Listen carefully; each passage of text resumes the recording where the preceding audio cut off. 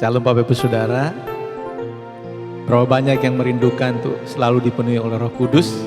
Kita percaya bahwa ini menjadi kerinduan kita semua. Dialah ini juga menjadi doa kita kepada Tuhan. Haleluya.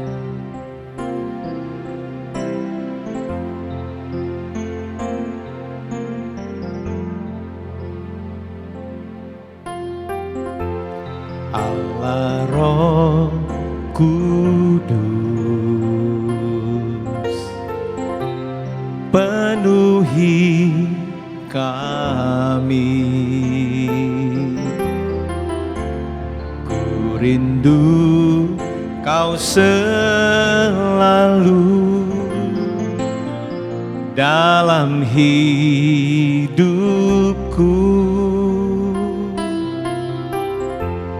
Allah Roh Kudus, ubah hatiku, jelikanku, jamahlah ku rindu hadirat-Mu. Allah Roh Kudus,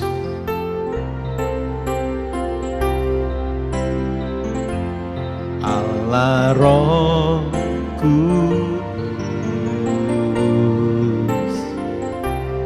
penuhi kami. Ku rindu Kau selalu dalam hidupku.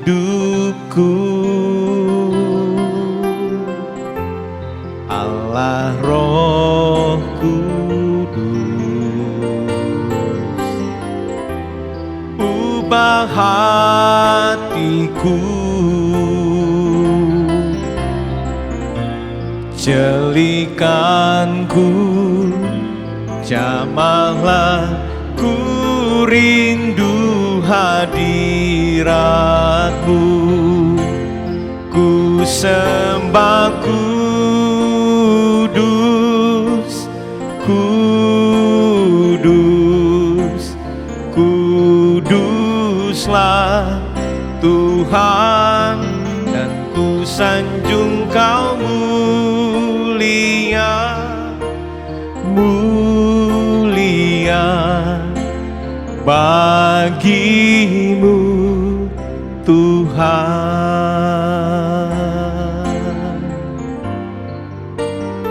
Mari katakan Allah Roh Kudus, Allah Roh Kudus, penuhi kami. Ku rindu Kau selalu dalam hidupku.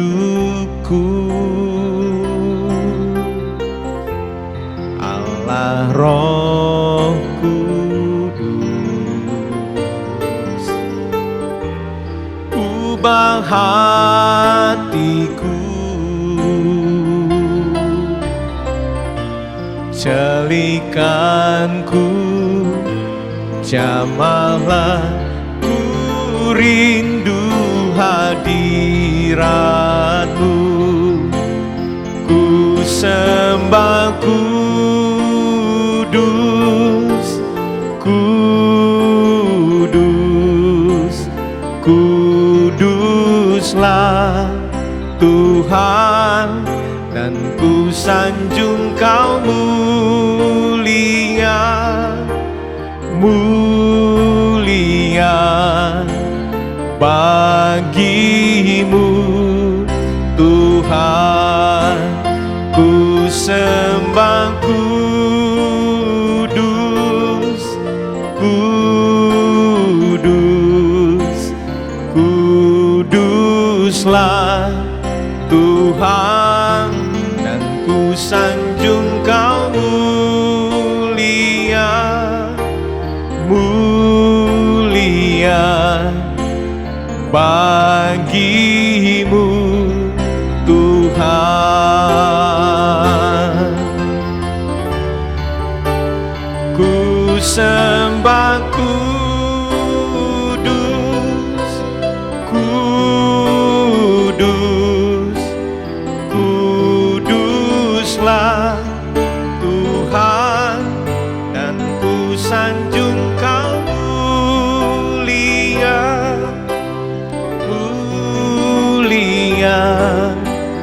Bagimu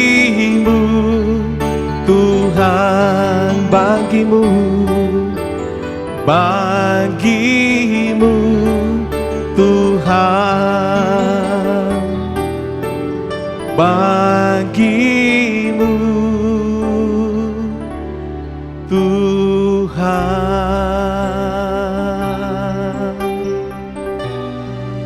Inilah kerinduan kami Tuhan, Kau penuhi kami.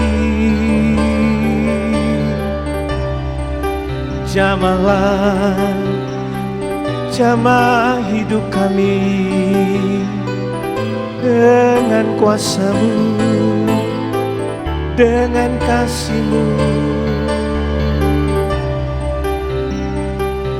Berikanlah kekuatan baru bagi kami, oh Tuhan.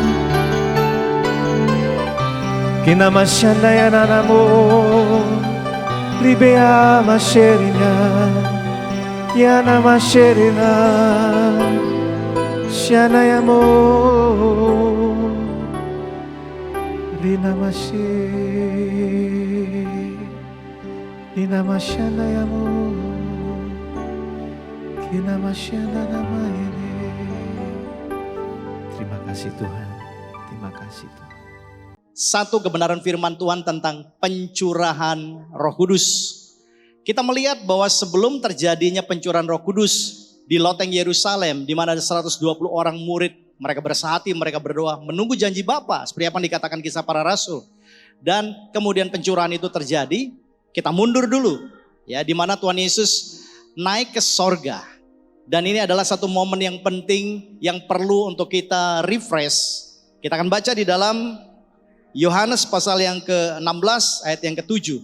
Firman Tuhan berkata, namun benar yang kukatakan ini kepadamu adalah lebih berguna bagi kamu jika aku pergi, jika Yesus pergi.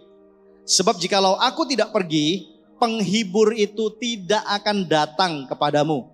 Tetapi jikalau aku pergi, aku akan mengutus dia kepadamu. Waktu Tuhan Yesus dalam keadaannya sebagai manusia 100%, dia dibatasi ya dengan ruang dan waktu. Waktu Tuhan Yesus ada di Yerusalem, dia tidak bisa dalam waktu yang bersamaan ada di Yudea dan tempat-tempat yang lain. Nah, waktu Tuhan Yesus hendak naik ke sorga, Tuhan Yesus memberikan satu message yang penting buat murid-muridnya dan juga buat setiap kita hari-hari ini. Nah, dikatakan bahwa lebih berguna kalau dia pergi supaya roh penghibur itu, yaitu Roh Kudus, bisa diutus kepada setiap kita. Nah, apa pentingnya Roh Kudus ini dalam kehidupan setiap kita? Perlu saya sampaikan bahwa Roh Kudus adalah pribadi yang sentral dan itu utama di dalam perjalanan kehidupan kerohanian setiap orang percaya. Karena Roh Kudus inilah yang melahirbarukan setiap orang, yang membuat seseorang yang sebelumnya mati rohani, yang tidak bisa memberikan respon, tidak tertarik dengan hal-hal yang rohani, waktu dilahirbarukan, yang terjadi adalah roh manusia itu hidup kembali dan bisa berespon terhadap kebenaran firman Tuhan. Roh Kudus memiliki peran untuk menyentuh hati manusia. Dan itu yang membuat kemudian manusia bisa mengenal kebenaran. Dan kemudian mereka bisa belajar untuk hidup di dalam iman dan percaya mereka kepada Kristus Yesus. Nah, pencurahan Roh Kudus adalah satu hal yang sangat spektakuler. Dikatakan bahwa hal ini merupakan janji dari Bapa di sorga sendiri buat murid-murid, buat setiap orang percaya. Mereka tidak diizinkan meninggalkan Yerusalem dan mereka harus tinggal di Yerusalem. Mereka menunggu pencurahan daripada kuasa yang begitu luar biasa. Dalam Kisah Para Rasul 1 ayat yang ke-8 di sana dikatakan bahwa kamu akan menerima kuasa kalau Roh Kudus turun ke atas kamu. Kuasa. Nah, kita melihat dalam keadaan tertekan, dalam keadaan ketakutan, dalam keadaan mereka tidak ada kepastian. 120 orang murid ini mereka berkumpul di loteng Yerusalem, di tempat yang tersembunyi. Dan kemudian waktu mereka bersekutu, mereka bersehati, mereka berdoa, mereka memuji menyembah Tuhan. Dikatakan Roh Kudus dicurahkan. Hal yang dahsyat terjadi ya, before and after. Sebelum mereka menerima Roh Kudus di dalam kehidupan mereka, mereka hidup tanpa kuasa. Mereka hidup dalam ketakutan, mereka hidup di dalam ketidakpastian. Dan di sana dikatakan pada waktu Roh Kudus ya dilambangkan seperti lidah-lidah api itu menyentuh para murid Yesus 120 orang. Tiba-tiba mereka sebagai tanda baptisan daripada Roh Kudus, mereka berbahasa lidah, mereka berbahasa roh. Dan kemudian apa yang terjadi? Timbul satu kekuatan yang luar biasa. Di mana kemudian Petrus dikatakan, dia berdiri di hadapan orang yang begitu banyak, ribuan orang. Petrus yang sebelumnya menyangkal Yesus 3 kali, saudara lihat ya. Tapi begitu dia dipenuhi dengan Roh Kudus, ada kuasa, ada dunamos yang terjadi dalam kehidupannya. Dia berani dan dia bercerita, dia menginjil, dia memberitakan Injil kerajaan dan menyampaikan tentang Yesus Kristus adalah juru selamat, satu-satunya jalan menuju kepada Bapa. Dan yang luar biasa, Roh Kudus dicurahkan, kuasa bekerja. Dikatakan dalam waktu 1 kali khotbah, 3.000 orang kemudian mereka menyerahkan hidup mereka untuk percaya. Bahkan kemudian mereka dibaptis. Kita melihat hal yang luar biasa terjadi. Bapak Ibu Saudara yang terkasih dalam Tuhan. Roh Kudus adalah pribadi yang memberikan kepada kita power and authority. Oleh sebab itu, saya tidak sedang memperdebatkan. Ada banyak orang yang belajar tentang Roh Kudus, itu bagus. Tetapi tidak banyak orang yang mengizinkan Roh Kudus mengajar dan menuntun hidup mereka. Sehingga kekristenan, banyak orang adalah kekristenan yang sebenarnya mati. Mereka tahu Roh Kudus, tetapi mereka tidak mengizinkan Roh Kudus menjadi partner dalam kehidupan. Mereka jatuh bangun di dalam dosa. Mereka jatuh bangun di dalam kehidupan mereka. Sebentar kuat, sebentar mereka down. Waktu mereka menghadapi problem, mereka juga sama dengan orang-orang kebanyakan. Mereka kehilangan pengharapan. Dan kemudian bahkan mereka banyak yang meninggalkan Yesus. Padahal Yesus memberikan jaminan. Roh Kudus memberikan kekuatan. Nah, di sini dikatakan di dalam Yohanes 16, ada 3 hal yang dilakukan oleh Roh Kudus apabila dia datang dalam kehidupan setiap kita. Yang pertama dikatakan dia menginsafkan manusia akan dosa. Yang kedua, menyampaikan tentang kebenaran, menuntun orang-orang dari kebenaran kepada kebenaran. Dan yang ketiga adalah tentang penghakiman. RMTV Lovers, kita benar-benar harus percaya dan melibatkan Roh Kudus dalam kehidupan kita. Waktu seseorang menyampaikan kebenaran firman Tuhan, maka dosa itu harus disingkapkan. Para pemberita firman, para pengkhotbah, jangan pernah kurangi bobot untuk menyampaikan bahwa dosa adalah dosa. Jadi Roh Kudus waktu dia ada dalam kehidupan setiap kita, dia mengingatkan kita apa yang boleh dan apa yang tidak boleh, apa yang benar dan apa yang salah. Tugas kita adalah untuk belajar taat. Kalau Roh Kudus berkata, jangan lakukan itu, karena dosa itu membuat kita terpisah dari kasih karunia Allah. Maka taatlah, dengarkanlah apa yang dikatakan Roh Kudus, supaya kita selamat, supaya kita bisa memperoleh kekuatan kasih karunia dari Tuhan. Dan karya Roh Kudus yang kedua adalah dia menginsafkan kita akan kebenaran. Penting untuk kita hidup di dalam kebenaran. Penting untuk kita dikuasai oleh kebenaran. Bukan hanya kenal kebenaran, tetapi benar-benar menghidupi kebenaran. Dan hal yang ketiga yang Roh Kudus kerjakan adalah dia menginsafkan kita, mengingatkan kita bahwa satu kali nanti setiap orang baik maupun orang jahat satu kali akan berhadapan dengan penghakiman yang akan dilakukan oleh Tuhan di dalam tahta bukti besar. Dan di sana dikatakan semua orang dari segala macam suku, bangsa, bahasa, mereka berkumpul di situ untuk ditentukan apakah mereka akan masuk dalam kemuliaan kekal atau mereka akan masuk di dalam kebinasaan kekal. Nah, di dalam hari penghakiman itu ya, kita diingatkan untuk menjaga hidup kita dengan baik. Jagalah hatimu dengan segala kewaspadaan, karena dari sana terpancar kehidupan dikatakan. Ya. Nah, mari kita berespon. Kita mau dituntun oleh Roh Kudus. Kita mau dengarkan apa yang Roh Kudus katakan kepada kita setiap hari, setiap saat. Agar dunia tidak bisa menarik kita kembali. Agar hati kita tidak dipikat kembali oleh keinginan-keinginan dunia ini. Dan kemudian tanpa sadar kita meninggalkan Tuhan. Dan hidup kita berjalan dalam kehancuran. Tuhan mau tolong kita. Makanya Bapa berkata dia berjanji untuk memberikan seorang penghibur, memberikan roh kebenaran dalam kehidupan setiap kita. Supaya apa? Supaya kita terus dituntun dari kebenaran kepada kebenaran, dari kemuliaan kepada kemuliaan, dari kemenangan kepada kemenangan. Bukankah itu yang kita inginkan terjadi dalam kehidupan kita? Nah, saya mengajak setiap kita sekali lagi untuk sadar bahwa segala sesuatu yang kita kerjakan dan kita lakukan itu semuanya dinilai oleh Tuhan. Itu semua tidak luput daripada penilaian Tuhan. Ada buku kehidupan, ada kitab kehidupan, dan semua yang kita lakukan itu tercatat dengan baik. Tidak ada yang miss. Oleh sebab itu kita tidak bisa lari, tidak bisa menyembunyikan diri. Semua akan kita pertanggungjawabkan.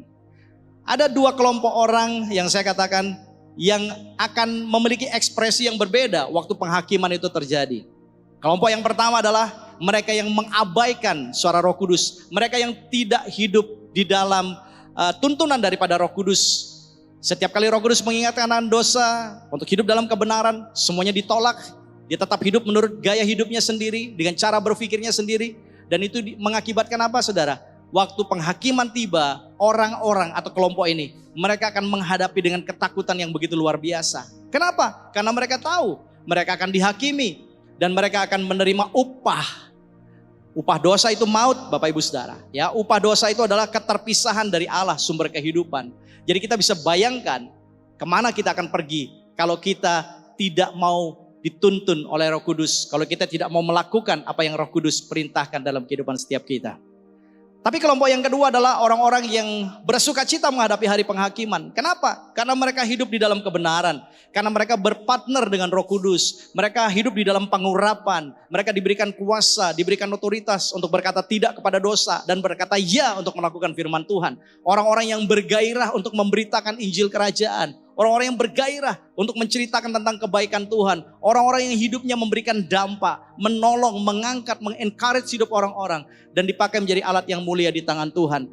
Orang-orang ini waktu hari penghakiman tiba, mereka akan dengan kepala tegak di hadapan semua lawan mereka. Mereka tahu ada keadilan Tuhan, ada kasih karunia Tuhan.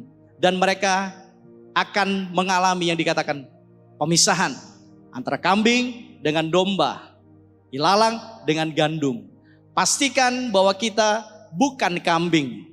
Pastikan bahwa kita bukan ilalang yang hanya tumbuh banyak tapi tidak menghasilkan apapun. Tapi kita adalah generasi domba dan juga generasi gandum. Hidup yang memberikan hidup buat orang lain.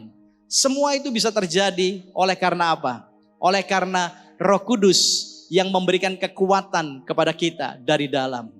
Hiduplah, bergaul kariblah dengan Roh Kudus, hormati Dia, dan selalu minta untuk Roh Kudus tuntun kita. Hidup benar, hidup takut akan Allah. Percayalah, engkau akan mengalami kepenuhan Kristus. Di satu titik nanti engkau akan mengalami kedewasaan di dalam Tuhan.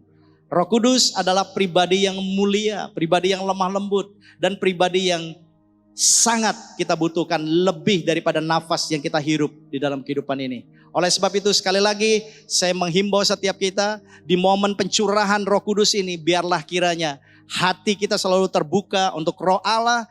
Kita terbuka untuk teguran, untuk nasihat, untuk arahan daripada Roh Kudus. Sehingga hidup kita terus dibangun dari hari ke hari. Makin lama makin kuat, makin berakar, bertumbuh ke atas, menghasilkan buah-buah yang tidak mengenal musim. Mau musim panas, mau musim pandemi demam berdarah atau apa saja dalam kehidupan ini. Kita akan tetap berbuah lebat. Kita akan tetap menyatakan bahwa Yesus itu baik. Siapa yang bekerja? Roh Kudus. Siapkan hatimu di dalam Voice of Victory. Sekali lagi saya katakan, tetap semangat dan tetap mengandalkan Tuhan. Berjalan di dalam tuntunan Roh Kudus. Tuhan Yesus memberkati kita semua. Be strong and be blessed. God bless you all.